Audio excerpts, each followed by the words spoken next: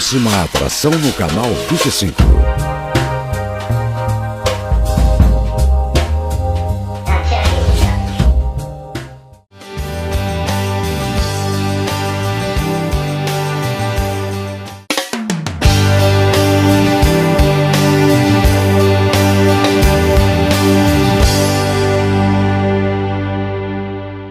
Olá, este é o primeiro programa Notícias do Bem.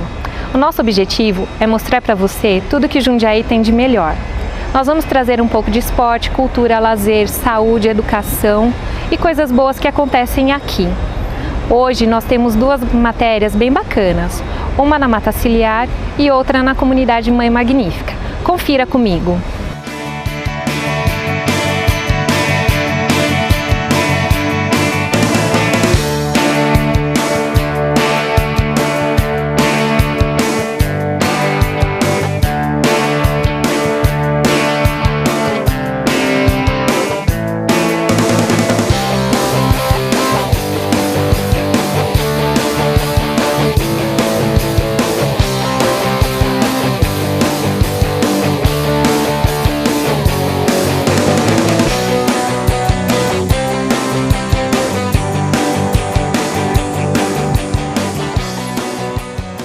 Pessoal, a gente está aqui com a Mônica, da Mata Ciliar, ela é bióloga e nós vamos conversar um pouquinho com ela a respeito do trabalho de nutrição que é feito aqui dentro do CRAS.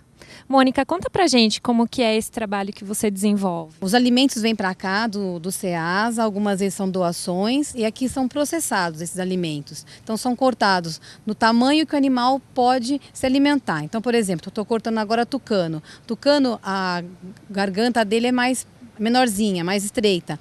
Então o alimento tem que ser cortado menor. Já para macaco prego, bugio, araras, papagaios, o alimento é cortado maior, para eles aproveitarem um pouco mais e curtirem mais o alimento. Então todo o alimento do Centro de Reabilitação dos Animais Silvestres, que é o CRAS, é feito agora na parte da manhã. Então antes do almoço tem que ser distribuído para todos esses animais. Então a manhã inteira é feito esse procedimento. E a gente tem que separar muitas vezes alguns alimentos que alguns animais não podem comer. Por exemplo, os lobos não podem comer frutas cítricas. Então a gente evita, impede de colocar fruta cítrica para esse animal. E se algumas vezes o animal está precisando de algum medicamento, algum comprimido, ele também é incluso na alimentação. Aí o tratador leva para o recinto e observa que se o animal vai comer aquele alimento junto com o comprimido. Deixa eu te perguntar uma coisa, tem algum animal que percebe o comprimido, a medicação e de repente não come?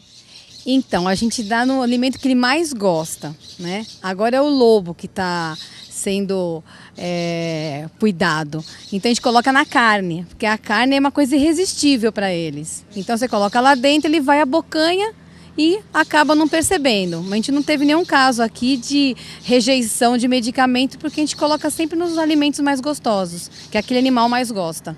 Como é o alimento dos animais, dos felinos?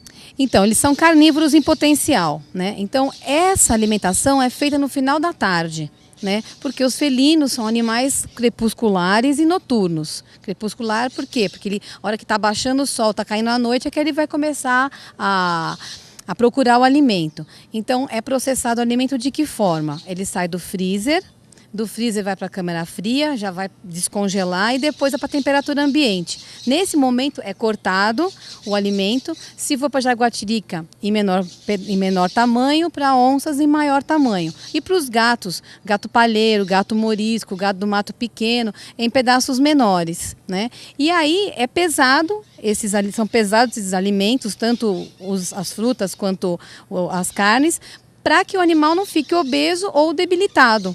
Então é uma alimentação balanceada, mas os felinos mesmo só no final da tarde. Então é dado carne, frango e ratos.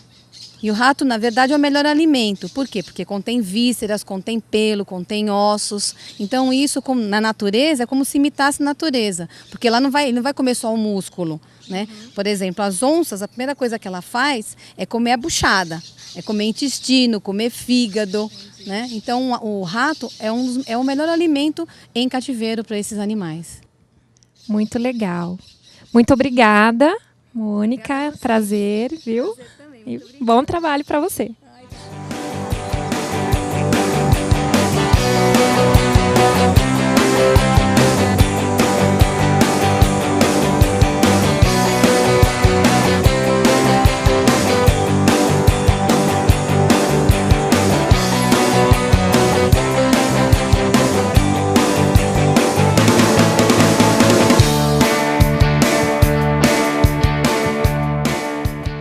Nós estamos aqui agora com o biólogo Jairo, na Mata Ciliar, e ele vai explicar um pouquinho a respeito do trabalho que é realizado no CRAS, no Centro de Referência de Animais Silvestres.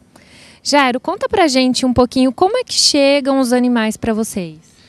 Aqui no CRAS, no Centro de Reabilitação de Animais, chegam animais de todas as formas, desde muito machucados até de apreensão quando vêm de casas que a polícia apreende. Então, o tratamento direcionado a esses animais é muito complicado, realmente depende de como eles chegam. Cada caso é um caso, cada espécie é um cuidado diferente, cada indivíduo também é um cuidado isolado, um cuidado diferente. Eles podem reagir de forma diferente a determinado tipo de cuidado.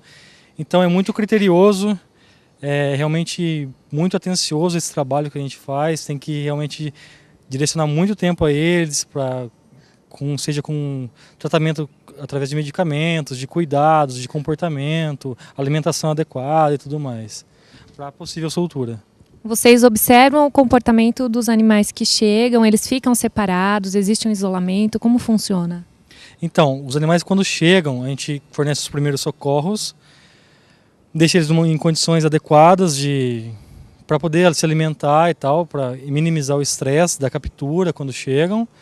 E depois a gente vê qual vai ser a reação deles, qual vai ser o melhoramento deles para a possível soltura. Cada caso realmente é um caso. A gente tem aves que precisam de recinto de treinamento de voo, porque ficam muito tempo em cativeiro, em gaiola, se recuperando de uma asa quebrada, por exemplo. E tem casos que dá para soltar um pouco mais rápido. Legal. E os animais estão vindo de onde, a maioria? A gente atende todas as cidades da região, mas está vindo realmente de todos os lugares, porque o crescimento demográfico, a destruição da natureza está em todo lugar.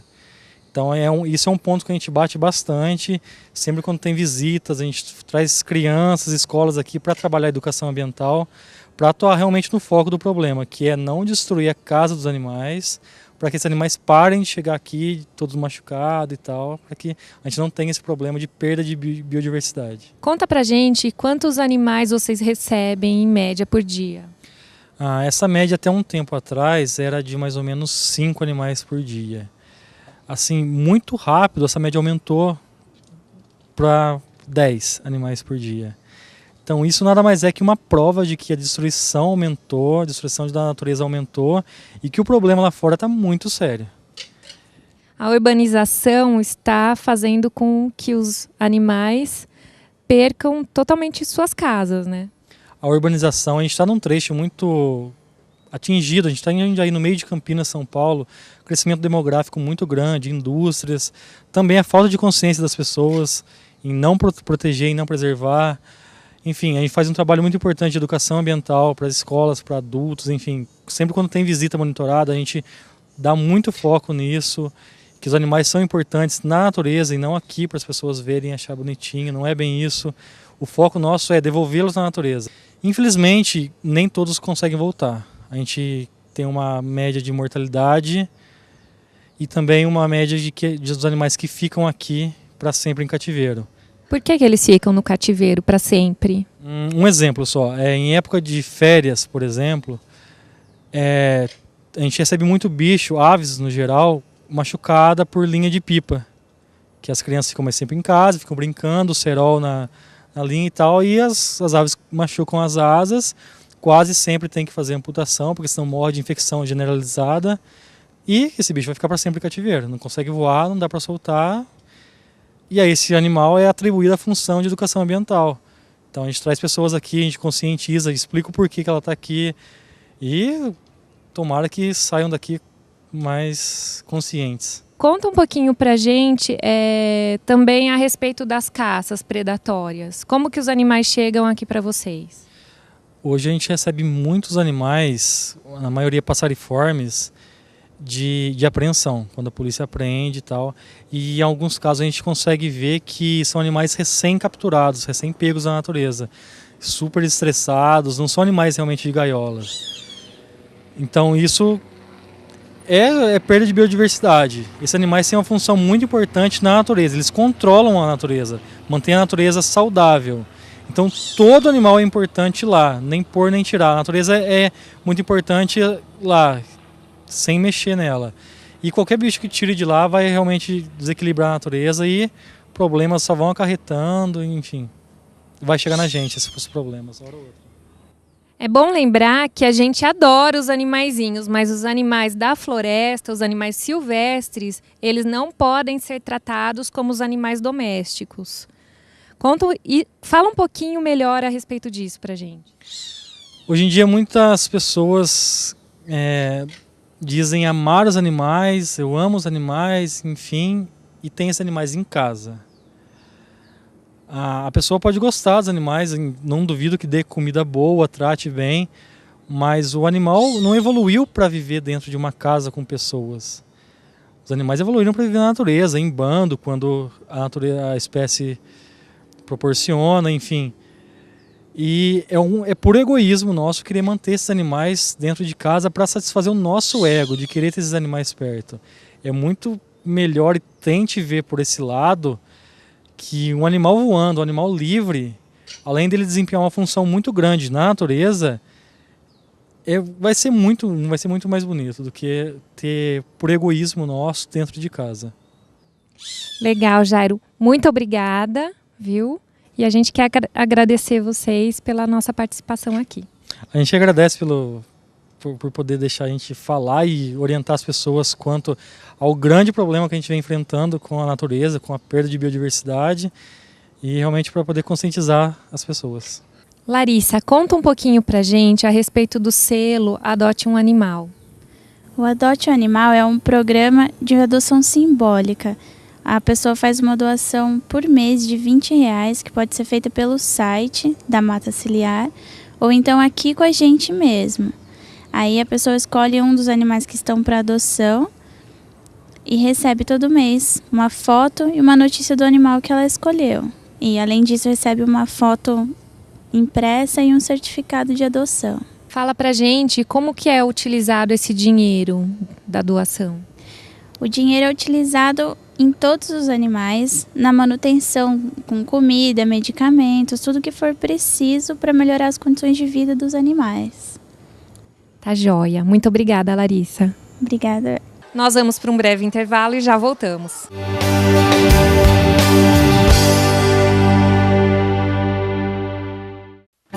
Quanto vale um sorriso? A missão, a preparação, a expectativa ou o objetivo? Quanto vale um sorriso? Um sim, uma resposta, uma esperança ou uma realização? Quanto vale um sorriso? Uma brincadeira, um gol, um dia de descanso ou uma vida inteira?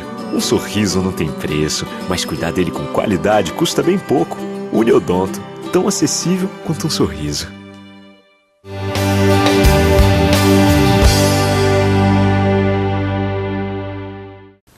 Olá, nós estamos aqui na comunidade Mãe Magnífica, que junto com o Kleber, que vai contar um pouquinho da história de como tudo começou.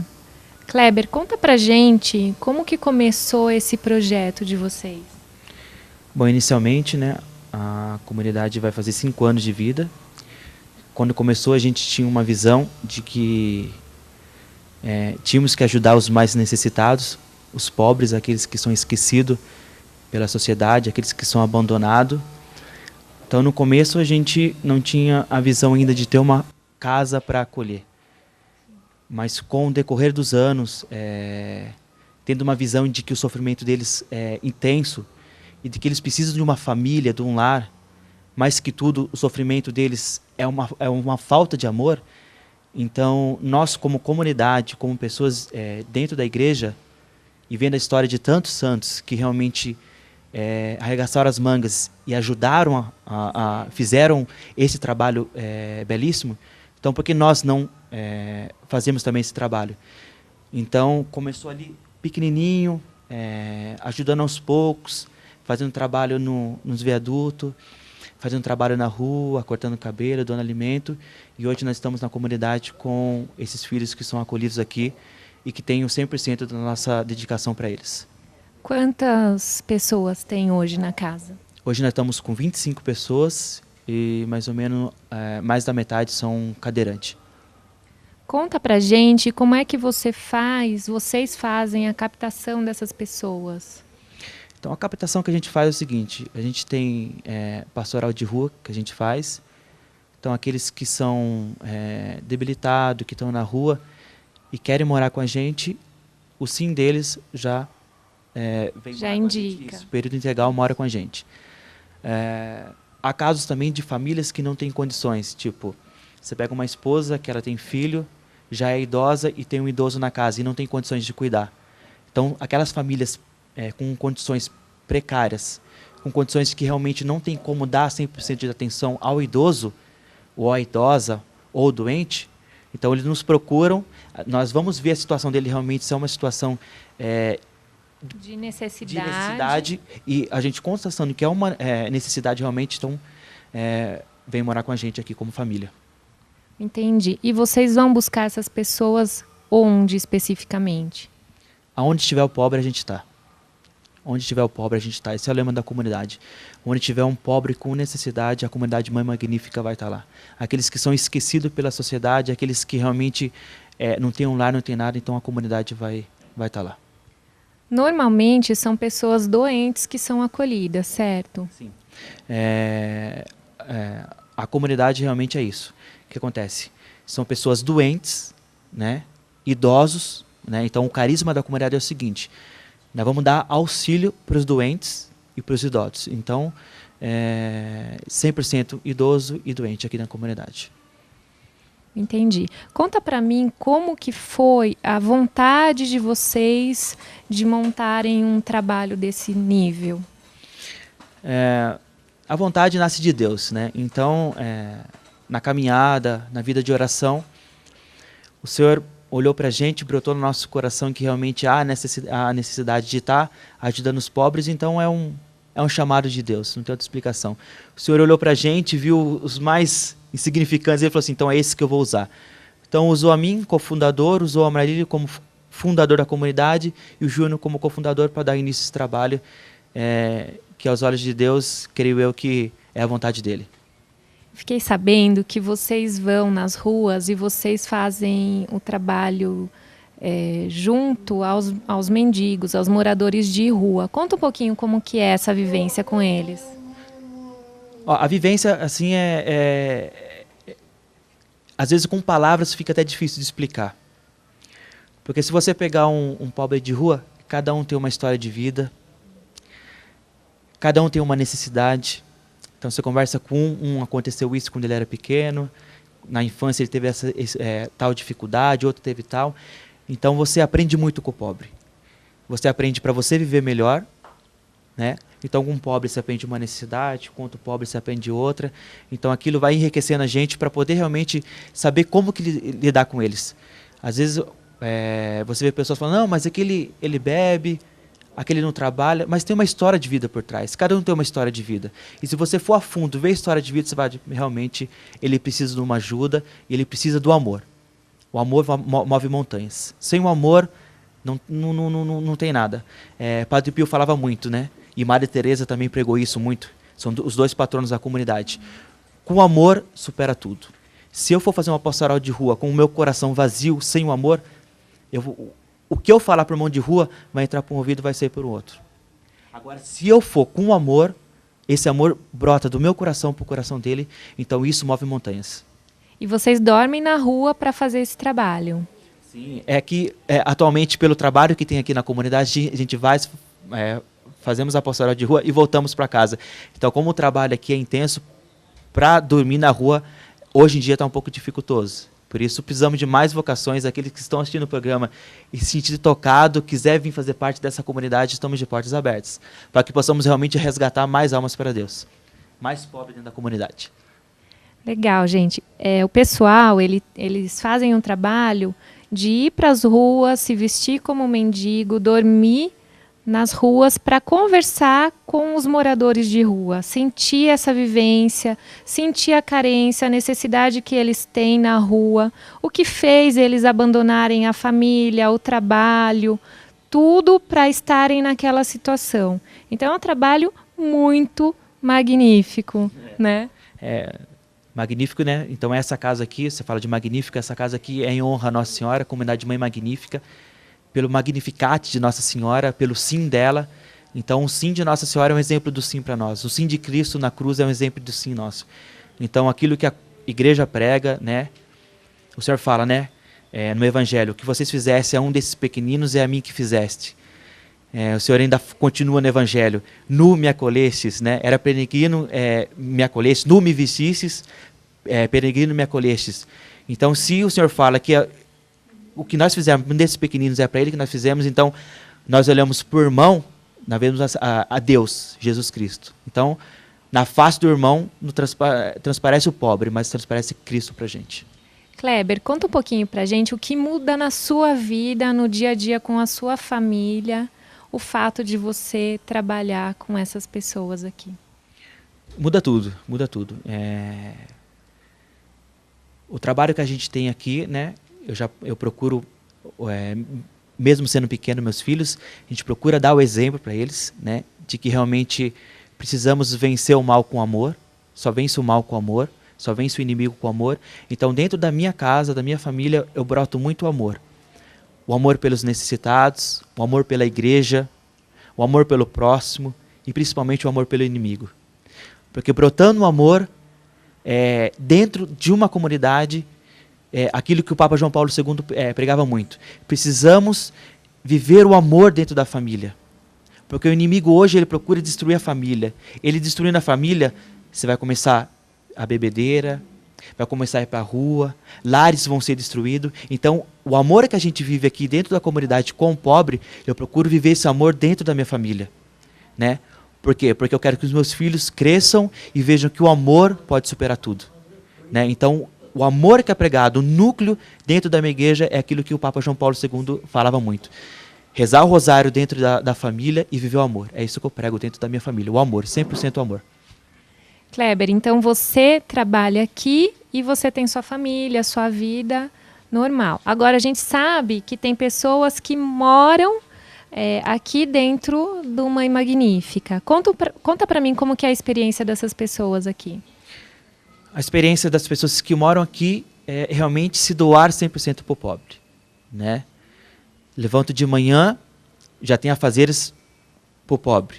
Dorme, sabendo que à noite eles vão acordar e tem que dar o auxílio para ele. Então, aqueles que moram aqui, realmente é um trabalho gratificante, mas também é um trabalho pesado, sem dúvida, mas é tudo feito com amor.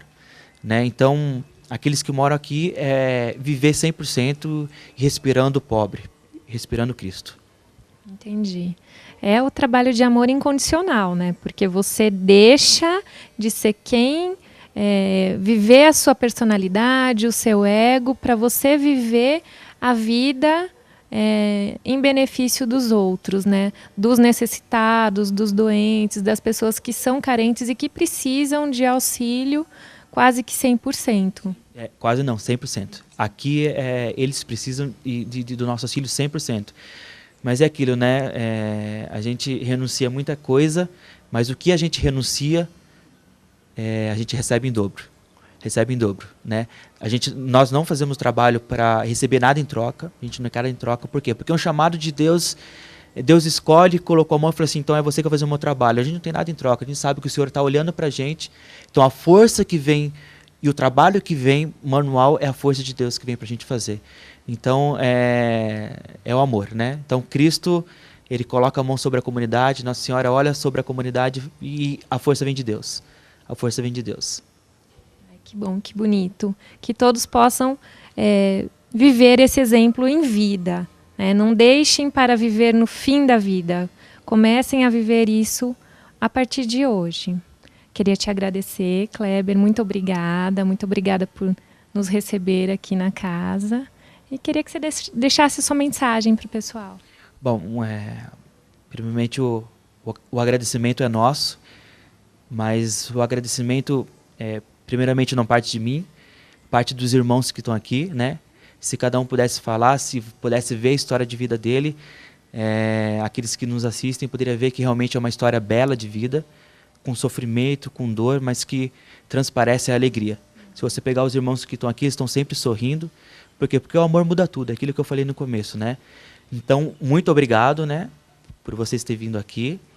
E fica o convite, né? Aqueles que quiserem conhecer a comunidade, tem o site da comunidade, que é mãemagnifica.com.br. Quiser, pode mandar e-mail para a gente entra em contato. E quiser vir conhecer, as portas estão abertas para poder ver realmente a felicidade e o amor. Somos novos, renunciamos muitas coisas, mas a juventude não impede da gente poder fazer um trabalho. Aqueles jovens que quiserem vir para a comunidade, estamos de braços abertos para poder receber vocês. Espero que vocês tenham gostado do nosso programa e eu quero agradecer a presença de Deus, de toda a minha família, de todos vocês que estão me assistindo hoje e também de toda a nossa equipe. Um agradecimento especial para o Johnny, que sem ele eu não estaria aqui hoje. E até o próximo programa.